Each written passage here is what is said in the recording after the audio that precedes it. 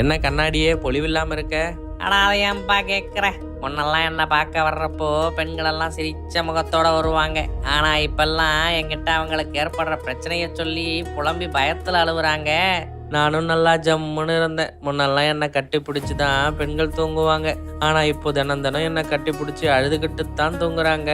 பஸ்ஸில், ஆஃபீஸில், ரோட்லன்னு எல்லா இடத்துலையும் தனக்கும் தன்னை சுற்றி இருக்கிறவங்களுக்கும் ஏதாவது பாலியல் சீண்டல் தினம் தினம் நடக்கிற செய்தியை கேட்டு ரொம்பவே பயத்தில் இருக்காங்க பெண்கள்.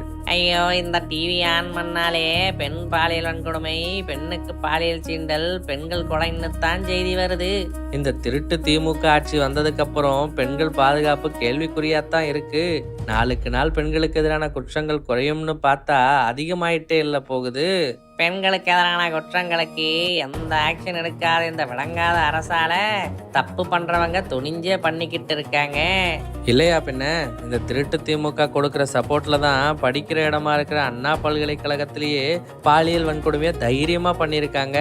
போலீஸும் எந்த நடவடிக்கை எடுக்கிறது இல்லை. அந்த துறையை கையில வச்சிருக்கிற முதல்வரும் பொம்மையா இருந்தா எப்படி நாடு உருப்படும்? ஆனா நீ வேற, பொது மேடையிலேயே திமுக அமைச்சர்கள்ல இருந்து எம்எல்ஏ வரைக்கும் பெண்கள் இழிவாத்தான் பேசுறாங்க. அதை தட்டி கேட்க கூட ஸ்டாலினால முடியலையே. பெண் போலீஸுக்கே இங்க பாதுகாப்பு இல்லாத நிலைமை தானே இருக்கு. பொது இடங்களா இருக்கிற பீச்சில் கூட பகல் நேரத்திலேயே பெண்கள் கிட்ட அத்துமீறுற செய்தி நாளுக்கு நாள் வந்துகிட்டே தானே இருக்கு. இவ்வளவு மோசமா பெண்களுக்கு பாதுகாப்பே இல்லாத ஒரு ஆட்சியை நடத்திக்கிட்டு அவங்களுக்கு 1000 ரூபாய் கொடுத்தா போதும் நமக்கு ஓட்டு போட்டுருவாங்கன்னு திமுக நினைக்குது. ஆனா நம்ம பெண்களுக்கு பணத்தை விட பாதுகாப்பு தான் முக்கியம்னு வர தேர்தல்ல திமுகவுக்கு பாடம் புகட்டுவாங்க. சரி, ஏன் சொன்னேன்.